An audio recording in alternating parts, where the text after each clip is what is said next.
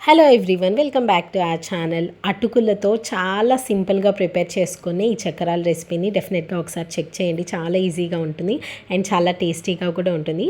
ప్రాసెస్లోకి వచ్చేసరికి ఒక మిక్సర్ జార్ తీసుకొని దానిలోకి 1 కప్ అటుకులు, అంటే ఇవి కొంచెం థిక్ అటుకులు అనమాట. నార్మల్గా మనం పోహా చేసుకుంటాం కదా, ఆ అటుకులే తీసుకోవాలి.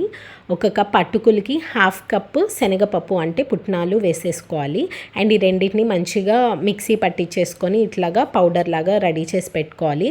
అండ్ ఈ పౌడర్ని మంచిగా జల్లించుకోవాలి, సో దట్ మనకి ఏమన్నా చిన్న గ్రైండ్ అవ్వకుండా ఉన్న పౌడర్ అవ్వకుండా ఉన్నది ఏమైనా ఉన్నా కూడా మనకి మంచిగా జల్లించేస్తే సపరేట్ అయిపోతుంది.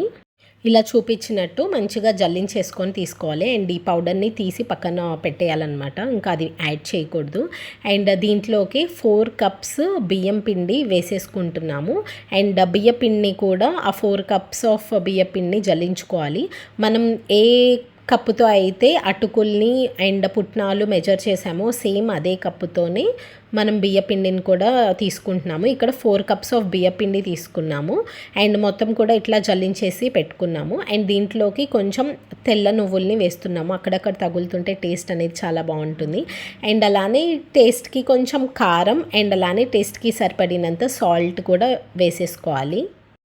అండ్ అలానే ఒక 1 or 2 స్పూన్స్ వేడిగా ఉన్న నూనె వేసేసుకోవాలి.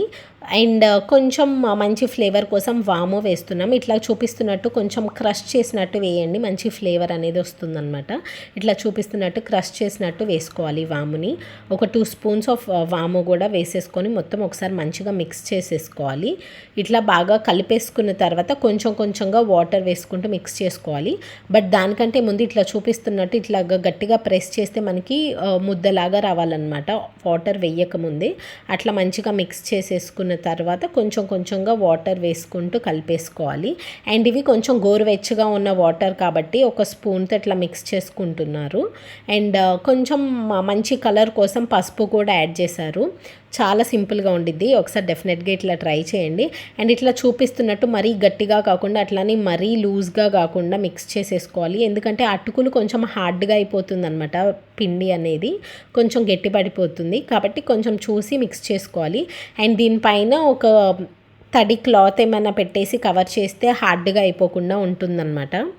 ఇప్పుడు డీప్ ఫ్రై కోసం ఆయిల్ పెట్టేస్తున్నారు. ఒక కడాయిలోకి కొంచెం ఆయిల్ వేసేసుకొని అది బాగా హీట్ అవ్వనివ్వాలి. అండ్ ఇది కొంచెం మనకి బాగా హీట్ అయ్యేలోపు మనము చూపిస్తున్నట్టు చక్రాల గిద్దకి కొంచెం ఆయిల్ అప్లై చేసేసుకోవాలి. ఇక్కడ వచ్చేసరికి మా మమ్మీ స్టార్ హోల్ ఉన్నది యూస్ చేస్తున్నారనమాట. చక్రాల గిద్దలకి కొంచెం ఆయిల్ అప్లై చేసేసుకొని ఇట్లా చూపిస్తున్నట్టు చక్రాల పిండిని ఇట్లాగా కొంచెం పెట్టేసుకొని దాన్ని క్లోజ్ చేసేసుకోవాలి. అండ్ తడి క్లాత్ మీద ఇట్లాగా చూపిస్తున్నట్టు చిన్న చక్రాల్ని ప్రిపేర్ చేస్తున్నారు. మీరు కావాలంటే పెద్దది కూడా ఒకేసారి వేసుకోవచ్చు, బట్ ఇట్లాగా అయితే కొంచెం తినడానికి అట్లా బాగుంటుంది అని చెప్పి ఇట్లా చేస్తున్నారనమాట. అండ్ ఇట్లాగా అన్నీ కూడా మనకు కావాల్సిన చక్రాలని అన్నీ ప్రిపేర్ చేసుకున్న తర్వాత బాగా వేడిగా ఉన్న నూనెలోకి ఇవి జాగ్రత్తగా ఒక్కొక్కటి డ్రాప్ చేయాలన్నమాట. అండ్ దీన్ని కొంచెం మీడియం ఫ్లేమ్లోనే పెట్టుకొని మంచిగా ఫ్రై చేసుకోవాలి, లేకపోతే కలర్ అనేది చేంజ్ అవుతుంది అండ్ అలాగే పచ్చిగా కూడా ఉంటుంది. సో మీడియం ఫ్లేమ్లో పెట్టుకొని మంచిగా గోల్డెన్ క్రిస్పీగా అయ్యే వరకు ఫ్రై చేసేసుకోవాలి. అండ్ ఇట్లానే రిమైనింగ్ అన్ని చక్రాలని కూడా సేమ్ ప్రాసెస్లో అన్నీ ప్రిపేర్ చేసేసుకొని వన్స్ మనకి ఆయిల్ అనేది రెడీగా ఉన్న వెంటనే మనము అన్నీ వేసేసుకొని లో ఫ్లేమ్లో పెట్టుకొని మంచిగా వేయించుకుంటే సరిపోతుంది.